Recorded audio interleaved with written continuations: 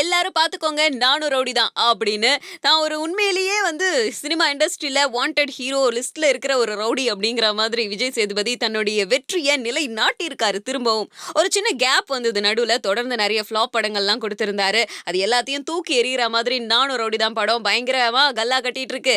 S, தனுஷோடைய தயாரிப்புல வெளிவந்த இந்த திரைப்படம் சூப்பர் டூப்பர் ஹிட்டா ஓடிக்கிட்டு இருக்கு. அதனால சந்தோஷத்துல இருக்கிற தனுஷ் தன்னுடைய அடுத்த தயாரிப்புலையும் விஜய் சேதுபதியை தான் ஹீரோவா போடுவேன் அப்படின்னு சொல்லியிருக்காரு.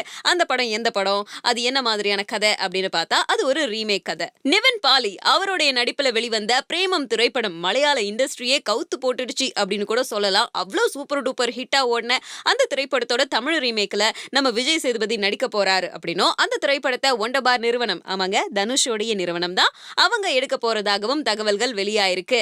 நல்ல விஷயம் தானே அப்படின்னு கேட்டா, சினிமா இண்டஸ்ட்ரியில இன்னும் கொஞ்சம் பேர்லாம் இருக்கிறாங்க. அவங்கலாம் வந்து பயங்கர பொறாமையில இருக்காங்களாம். காரணம் என்ன அப்படின்னு கேட்டா, ஒரே படத்திலேயே ஒன்னான நம்ம தனுஷும் விஜய் சேதுபதியும் இவ்ளோ க்ளோஸ் ஆயிட்டாங்களே அப்படின்னு பயங்கர காண்டில் இருக்காங்களாம்.